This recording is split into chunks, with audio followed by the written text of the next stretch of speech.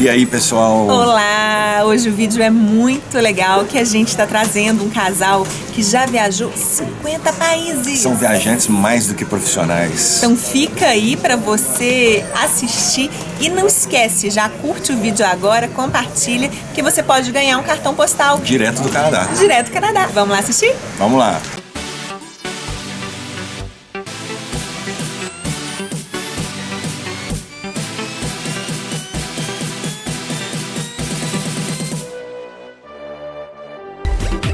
Bom dia aí, pessoal. Bom dia. Nós estamos hoje aqui tomando um super café no McDonald's. O negócio tá ficando chique aqui no Canadá pra gente. Ué, nossa, a gente tá sendo ultra bem recebida em Toronto aqui, né? A gente acordou, né, com o envelope com os cartões do McDonald's, eles dando presente de café da manhã pra gente. Deixaram a gente estacionar de graça e ainda deram café da manhã. A gente foi lá à noite, pediu autorização, eles autorizaram a gente a dormir, aí a gente chega de manhã e ainda acorda com uma super surpresa dessa aqui, que é um café no McDonald's. É verdade.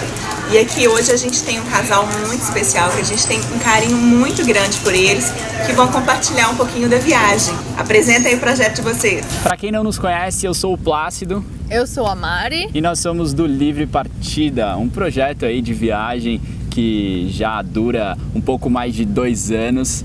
E estamos viajando pelo mundo, cruzamos todo o continente americano de carro, né, desde o Brasil até o Alasca. Nós fizemos o sul e sudeste asiático de mochilão e acabamos de cruzar todo o continente europeu de carro. Fantástico. Na verdade, desde que eu era mais novo, né, que jovem eu ainda sou, eu sempre quis fazer um mochilão. Inclusive eu tinha a mochila grandona, a barraca, tinha todos os equipamentos para fazer um mochilão. E acaba que assim, hoje uma das ideias que a gente está tendo, né, para o futuro talvez seja fazer um mochilão lá para a Europa ou para a Ásia, mas aí a gente teria que vender o nosso carro de repente para algum brasileiro que está querendo descer, quer fazer o caminho inverso que a gente fez, para a gente poder pegar e atravessar para a Europa e de repente fazer um mochilão. Do Canadá a gente vai para os Estados Unidos, a gente quer fazer uma roda lá, ficar uns 6 meses rodando para conhecer. Até porque a gente passou pelo meio, né? Tem muita coisa que a gente quer ver aí. E aí de lá a gente não sabe ainda se vai ser Ásia ou se vai ser Europa, se vai ser com o nosso carro, se vai ser de mochila, a gente ainda tá assim, naquela expectativa. Agora eu queria saber qual a idade de vocês, o que vocês faziam antes de começar essa viagem. Eu tenho 26 anos de idade. Eu tenho 34 e nós dois trabalhávamos com o método de Rose enquanto estávamos aí no Brasil. E é uma honra estar aqui nesse quadro, participando do canal de vocês. Quando o canal nosso estava muito pequenininho, eu acho que a gente tinha uns 300 inscritos ainda, a Mari e o Plácido convidaram a gente para dar uma entrevista no canal deles, tipo isso mesmo, à distância. A gente estava ali na Guatemala, a gente ficou extremamente sem graça, assim, lisonjeado ao mesmo tempo, mas a entrevista... morrendo de vergonha, a gente fez cada vídeo umas 300 vezes. Foi, e na hora que a gente vê o vídeo, assim, a gente fala, meu Deus, nossa, como é que a gente andando lá, a gente tava nas ruínas de Tikal e a gente andava, de repente encontrava, vamos filmar aqui. Aí de repente não, gente, não ficou bom. Essa posição não tá boa. A gente fez um monte de vídeo e a gente melhorou, né? Tipo assim, a gente ficou mais à vontade. Gente, depois vocês entram lá no canal deles, lá pra vocês conferirem a entrevista que a gente deu pra eles. Vou colocar o card aqui em cima. Ó, eu queria saber o seguinte, eu sei que vocês já viajaram mais de 50 países, então assim, vocês são profissionais nessa questão de viagem. Eu queria saber, desses 50 países, vocês conseguem listar aí mais ou menos quais seriam os 5 mais baratos ou os 5 mais caros? Bom, é um pouco complicado eleger os 5 mais baratos, um pouco por conta da nossa viagem ter sido diferente em cada continente, né? As Américas a gente fez de carro, aí a Ásia a gente fez de mochilão e aqui a Europa a gente fez de carro. E isso dá bastante diferença nos principais gastos que a gente tem. Quando a gente está de carro, um dos principais gastos é o combustível. A alimentação acaba ficando um pouco mais barata porque a gente consegue cozinhar. Só que quando a gente está de mochilão, a gente gasta mais aí com hospedagem e restaurante. Então fica um pouco difícil comparar os países porque a gente não teve as mesmas experiências em cada um. Realmente, tá certo. Eu acho que os gastos ficam muito segmentados mesmo, ainda mais que tem a questão de viajar de carro. Mas eu queria saber, mesmo assim, se você consegue listar aí quais seriam os 5 mais baratos? Bom, nas Américas, o que a gente sentiu mais barato foi o Peru, a Bolívia e a Colômbia. Bom, a Ásia é um continente como um todo bem barato, assim, principalmente hospedagem e alimentação. O que encarece um pouco por lá são os deslocamentos, porque a gente acaba tendo que pegar muito voo, tem muita ilha e tal, pega muito barco. Os que sentimos mais assim baratinhos foram a Índia, o Nepal e a Malásia.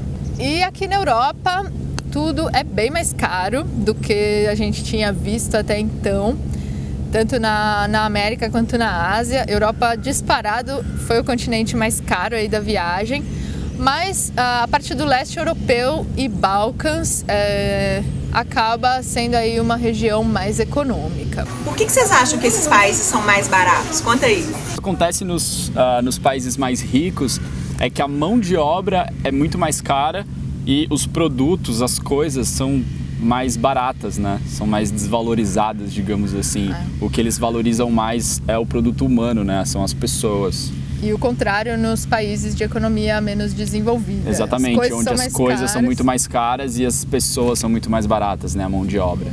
Pessoal, vocês saíram do Brasil numa Land Rover, um monstrão, e acabaram vendendo o monstrão nos Estados Unidos para fazer a travessia depois para a Ásia. Por que vocês venderam um carro muito valorizado lá? Sim, nós saímos do Brasil com um monstrão, que é um Land Rover Defender, que, pô, é febre internacional, né? Tá no DNA da aventura, como eu sempre digo. Todo mundo que tem mais de 30 anos aí conhece o Camel Trophy, né? Enfim, aventura de carro 4x4 já vem Land Rover na cabeça.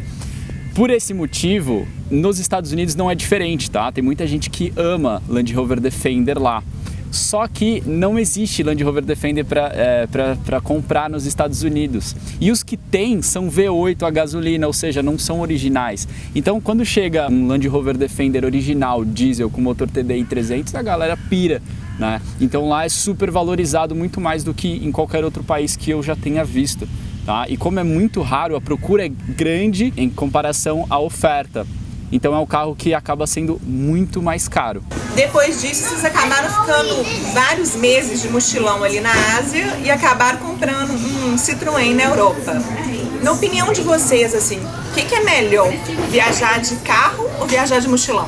Na nossa opinião, a gente gosta muito mais do universo Overlander, tá? De viajar de carro.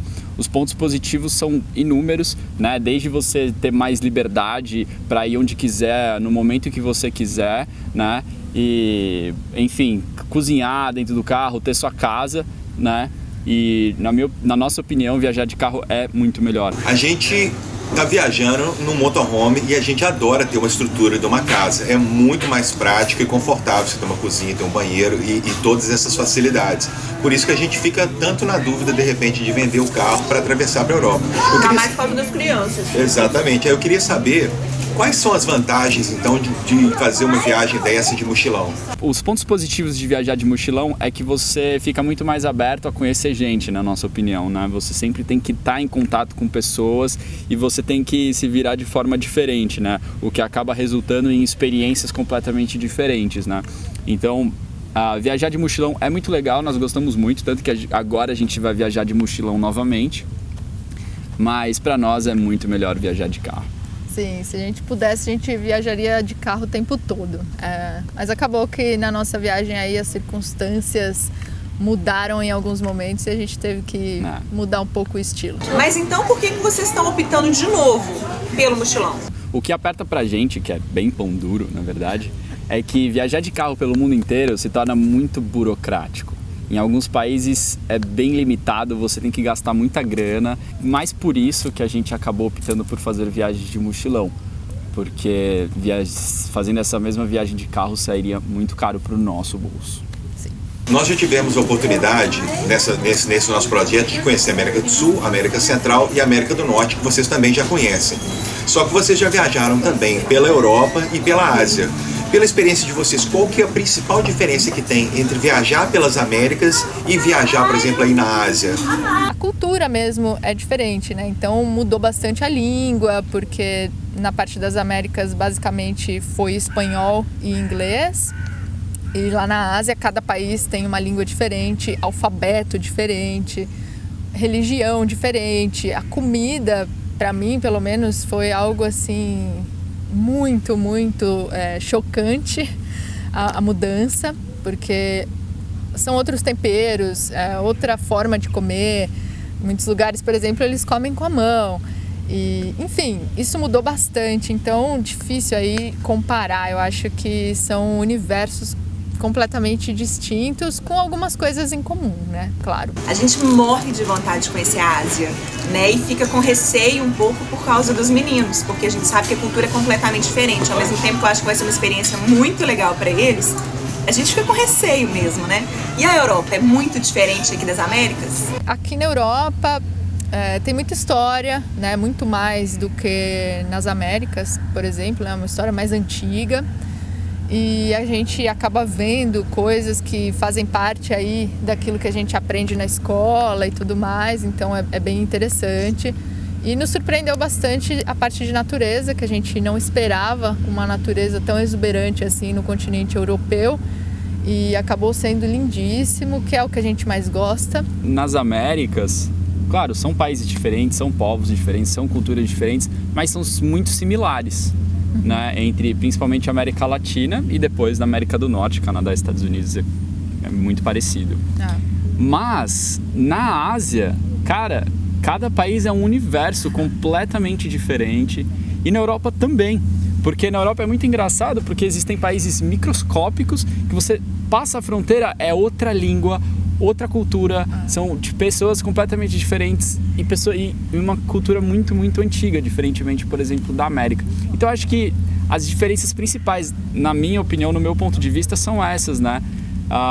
Culturas muito diferentes e muito enraizadas, né? Você pega a Índia, por exemplo, cara, quase não tem influência externa na cultura deles. Os caras são muito, muito originais, assim, né? Foi um dos países que a gente sentiu a cultura mais hermética, assim.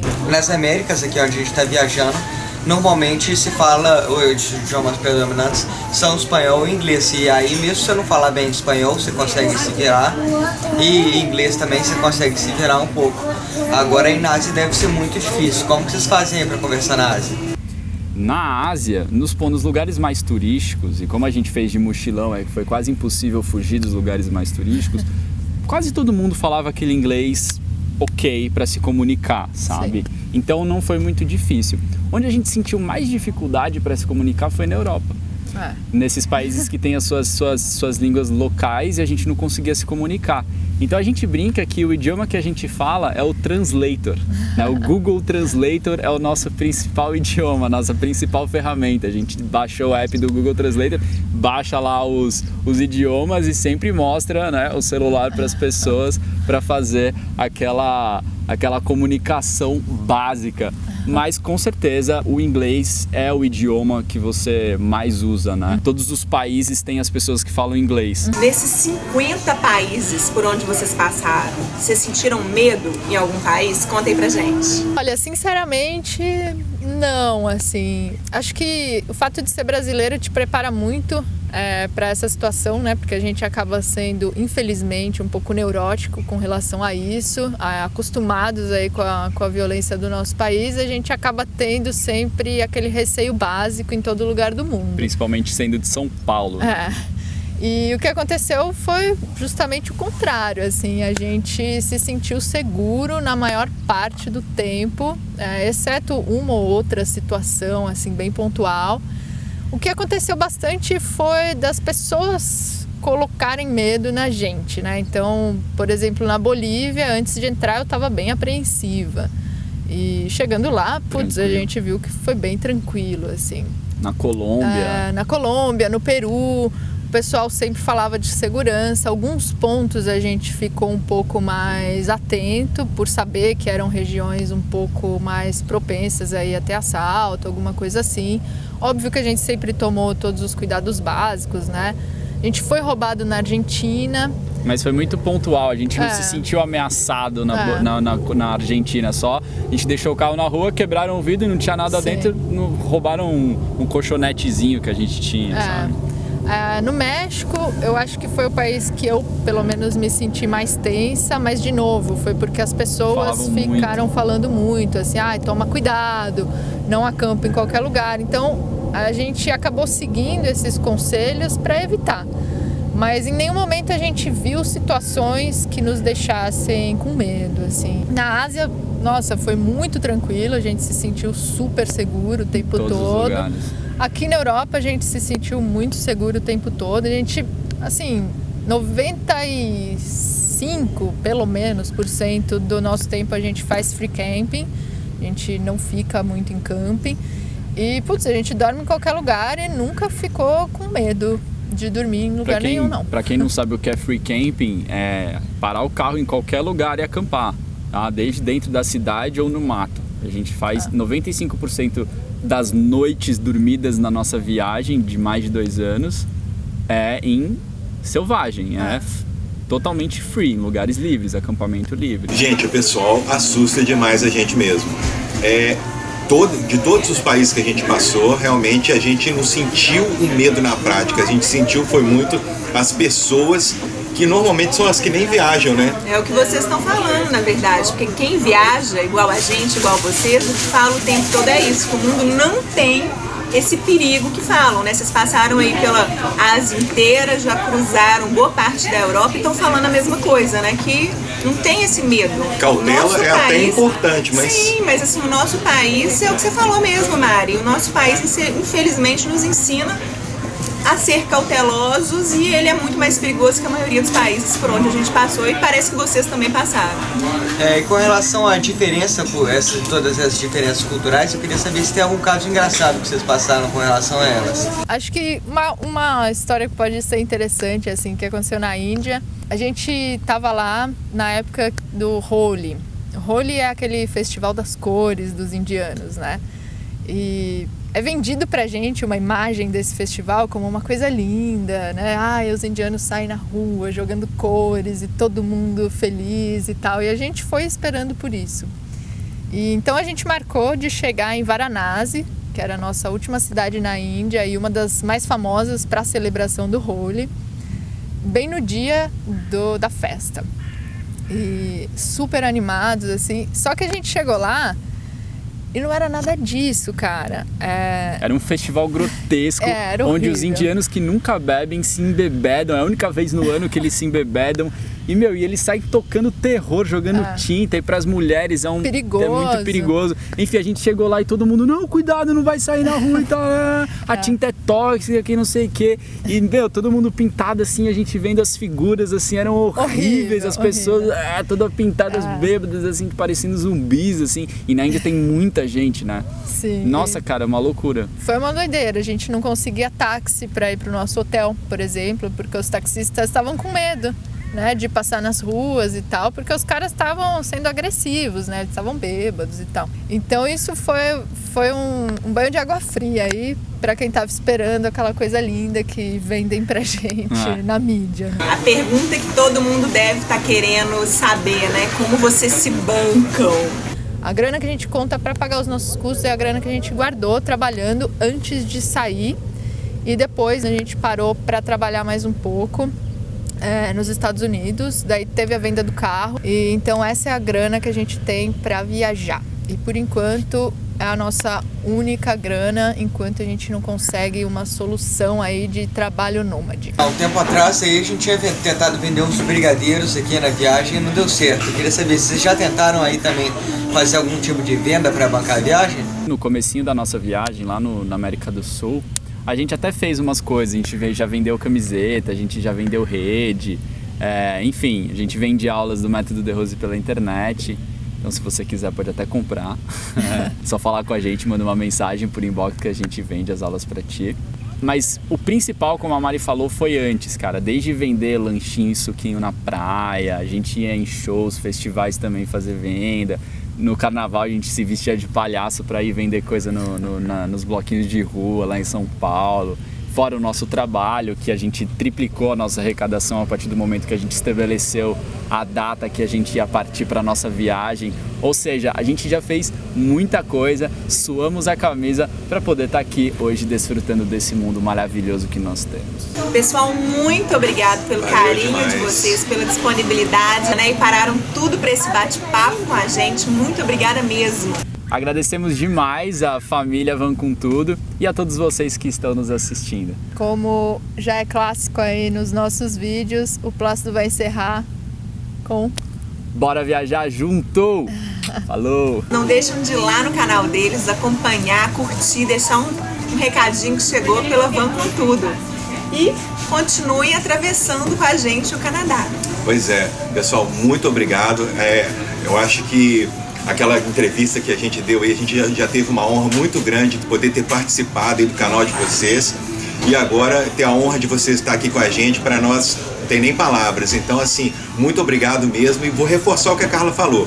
Se você gosta de aventura, se você tem um sonho de fazer uma viagem, quer se inspirar, entra no canal deles, se inscreve e acompanhe eles, que vocês vão ter muita informação, muita notícia e muita história para vocês conhecerem desse casal bacana. E vem com a gente? E vamos com tudo!